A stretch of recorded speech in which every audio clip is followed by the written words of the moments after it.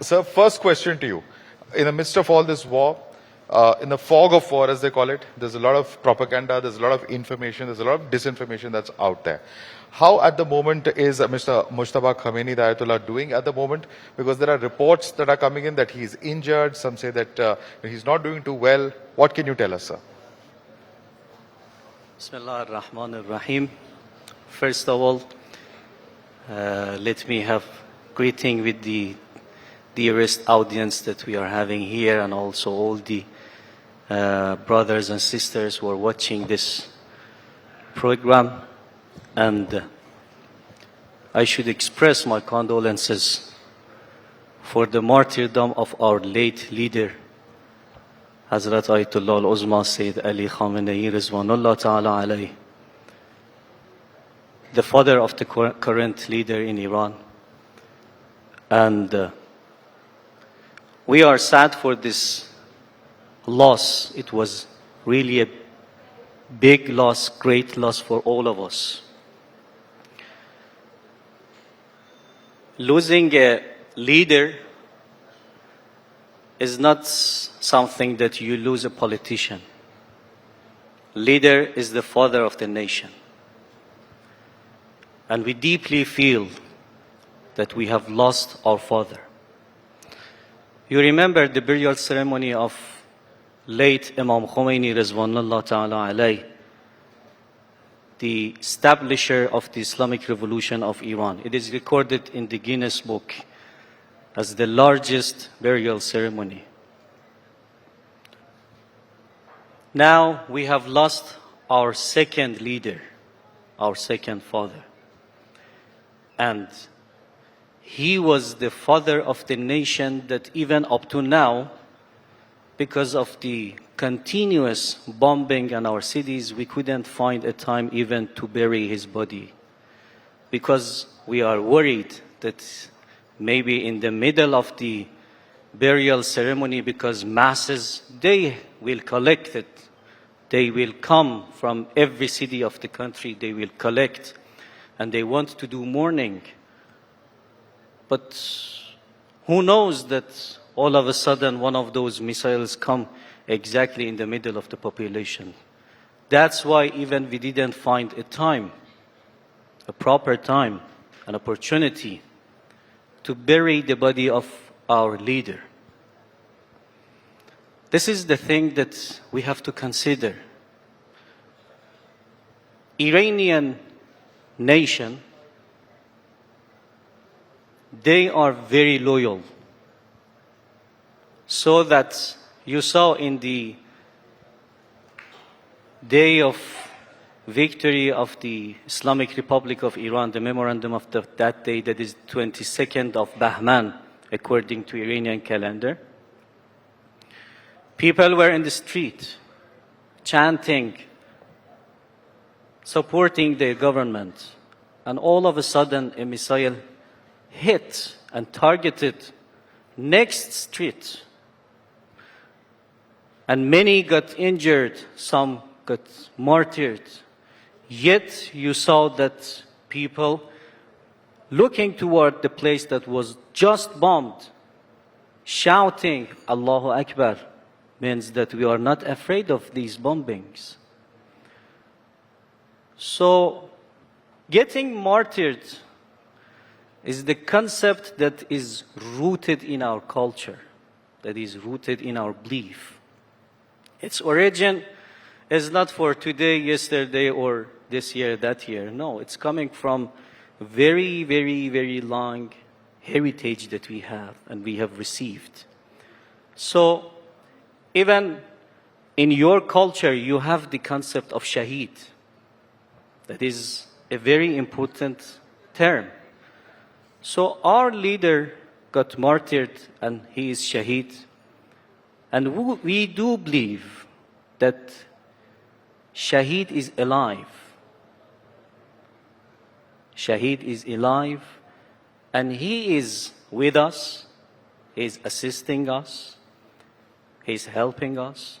He is crying for the people as he was doing in his life. You know, getting martyred was the desire and wish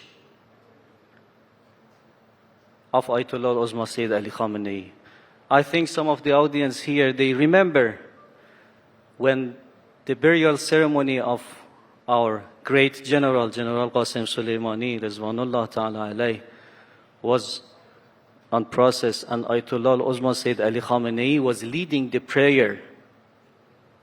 He was asking Allah subhanahu wa ta'ala, his God, in that prayer, full of tears. His face was full of tears.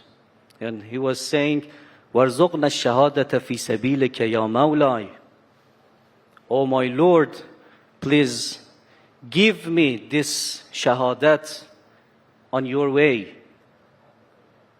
So his prayer was accepted by the Almighty Allah subhanahu wa ta'ala. And it shows that the Almighty Allah subhanahu wa ta'ala loved him, that accepted his prayer. So,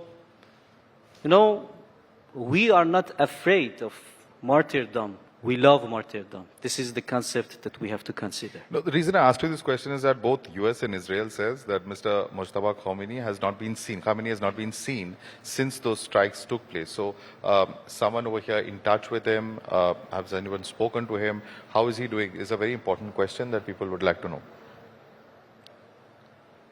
Everything is having its own process. When you want to find someone, maybe you can ask other people that's why he is not here, he is there. So Iran has, the system of the government of Iran is showing that the leader is doing its role very good. And he is guiding and giving the guidelines for the nation. That is the role of the leader in Iran. And Right. it's done, and it's, going on also. So we have no concern about this. And we received 2-3 messages also from His Excellency Hazrat Ayatollah Sayyid Mojtaba Khamenei. So we have no concern about this, Right. and we are assured. No, the reason I'm asking this also is that are there very real security concerns in the sense that we saw how Mr. Larijani and others came out in public. They were with the people in Tehran. Yeah. And a few days later, we saw the strike in which Mr. Larijani was killed. So are there some very, very serious security concerns in that sense, which is why we're not seeing him in public? Everyone has, the role that is necessary for him. When Shahid Larijani comes to the street, he had to do this for the mission and for the responsibility that he was feeling about, nation. But it's not like that everybody who comes to the street is killed. No. The head of judiciary power, Ayatollah Ejei, he was there. Many other people, I do not want to name the figures who are coming to the streets in Iran. In the system of Iran, the officials feel that they are with people. They Right. are from people, and they are with people. So they come, they have meetings, they have talks, they have, they deliver lectures. But sometime in the middle of the war, maybe this figure comes more to the public, that one comes less to the public, and this is very normal. For Right. example, if different countries in the middle of the war, everyone comes to the street and have a public lecture. Right. But, there's a reason I'm asking you this question, because a large number of the leaders, have been killed in these recent strikes. Now, the question that many are asking is who's in control of the regime? Is it only Mr. Mojtaba Khamenei? Is it Mr. Pezeshkian, the president? Or does IRGC now have a major say in how the regime is being run in Iran? There are some very important concepts that we have to consider. First of all, Iran is a great country that is having its own government that has been chosen by the people of Iran 47 years ago. And this system, this government that is called sometimes in the media as regime, is a system and government that has been chosen by the nation of Iran in a very, very clear election in 1979 revolution. And from that moment on, almost more than 50 elections, I mean major elections, I'm not talking about, small elections that, in this district, that part, no. More than 50 elections have been taking place in Iran. And we had our officials being chosen by the people. So this is the first issue that we have to consider. Second of all, when a system is like this, it cannot be like that, okay, this man all of a sudden comes and usurps everything and now he's controlling the country. No, it's not like that. If it was like that, as you mentioned, some of the officials in Iran got martyred, assassinated by foreign attacks. So if the country was only relying on their decisions, then this country definitely had to collapse. But you see that it's almost a month that we are defending ourselves. So that's the point that I need to mention, the third very, very important point, and that is Islamic Republic of Iran, this country, is relying on its nation.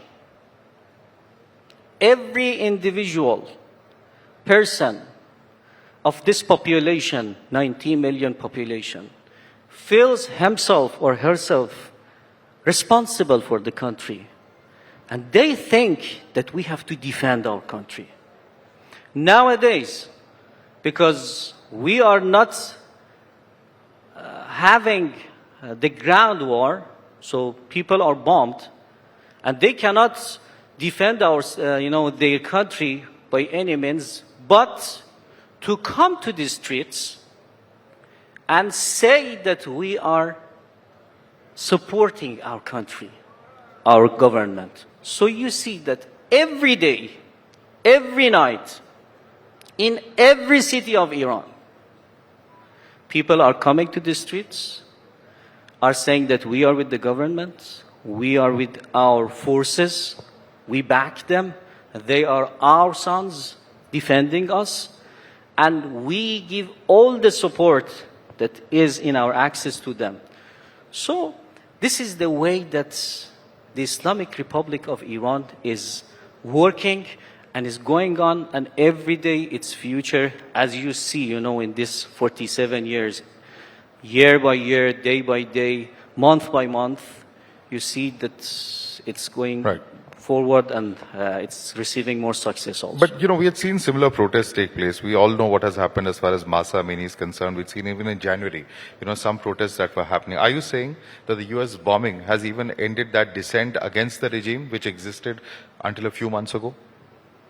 Excuse me, I again received the term of regime, and that's why I'm, insisting on this term, that this is not a regime.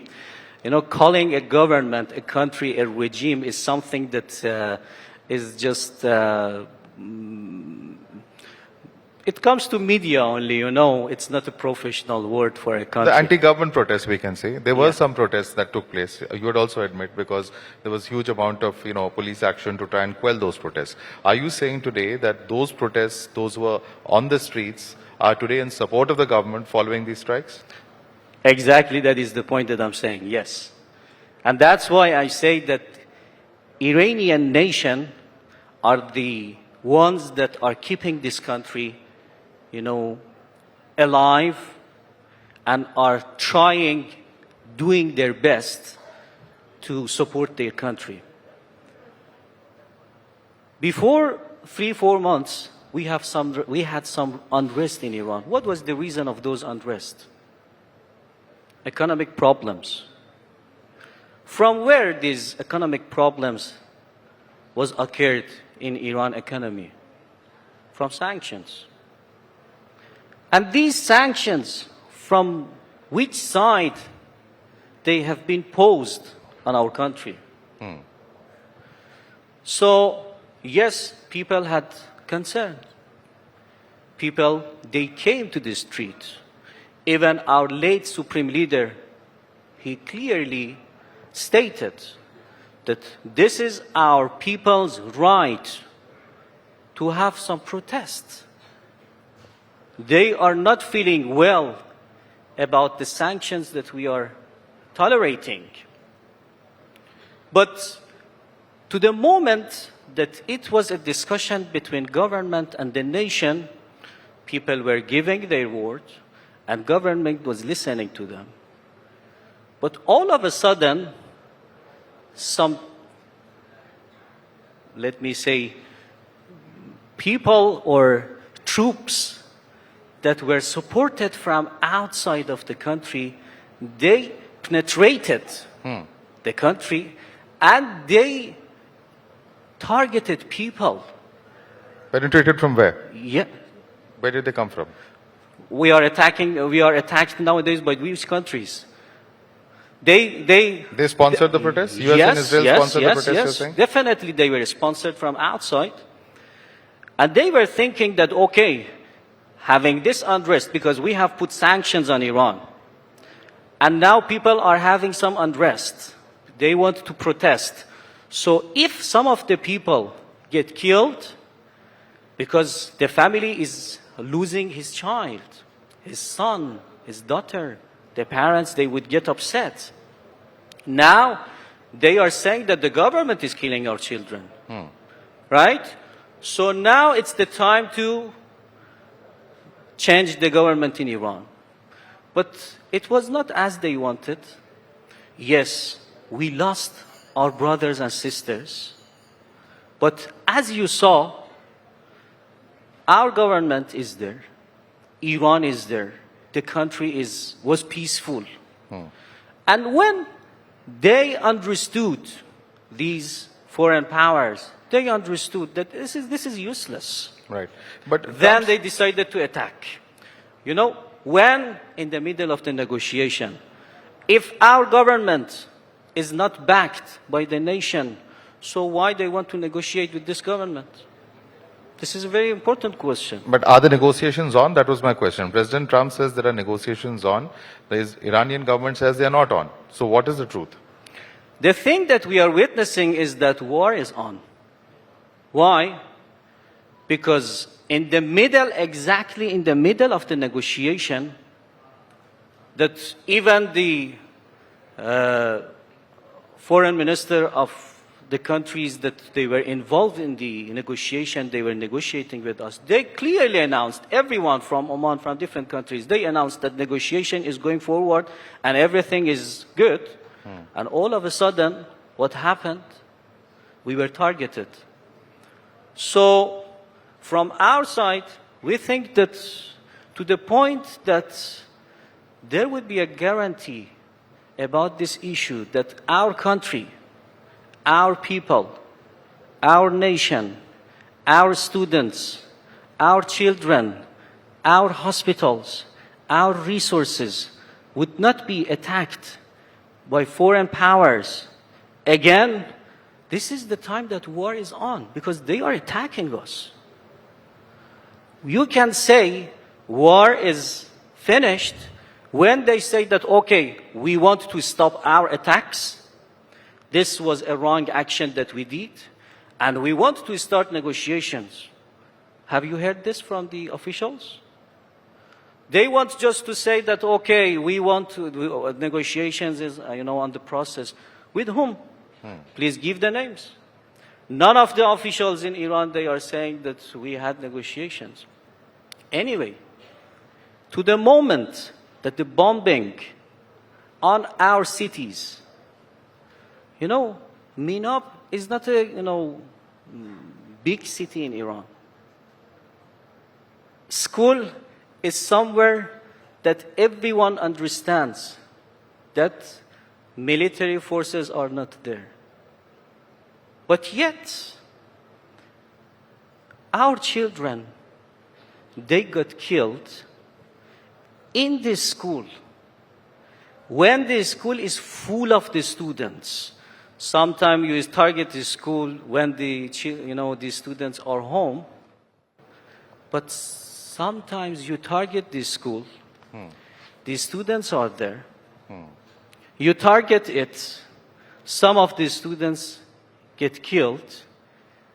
The principal of the school called the parents, come and collect your children, they are not safe here. And after 15, 20 minutes, you target the same place again. This is the war that we are having. This is the negotiation that they are having with us. This is the oppression that they want to put on our nation, and they say, please accept it. This is our gift to you. So no sign of a that this is ceasefire likely? continued, it The cannot fighting be- is not likely to end anytime soon. Is that what you're saying? Sorry? There's no likelihood of a ceasefire or the war ending anytime soon. Is that what you're saying? We are completely ready for ceasefire. We are completely ready for ceasefire. But when it will be, we don't know. As we were not aware about the moment that war was started, because we didn't start the war, we are not aware about the moment that they want to stop this war. When they want to finish this bombing, when they want to finish this oppression, when they want to finish this massacre, when they want to finish targeting people. This is the time, this is the point that it should be asked from them. That you started this, now when do you want to finish it? It's almost a month. When you think that your warplanes, warships are fed up with blood, when you think that the time of killing people is set up and is finished and people can live safely, this is the decision that they have to make it clearly, because they made the decision of attacking clearly. So we are fully ready for ceasefire. Right. You know, we do not want our people to get killed. Right. We are the nation that you can search the history. Throughout the history in United States, history is almost 400 years. In this era, to which country our country, Iran, has invaded? You can name it. But so this nation, this country, the Islamic Republic of Iran, is the country of peace, is the country that is looking for ceasefire, but is the country that is looking for its dignity also. Dignity is very important for us, and we have dedicated our lives, our youngsters, our children, for the dignity of human being. Right. Thank you so much, Dr. Mohammad Hussain Zaina, for joining us and sharing with us your views and joining us here at the Times Now Summit. Thank you so much. Thank sir. you very much. Thanks for your invitation.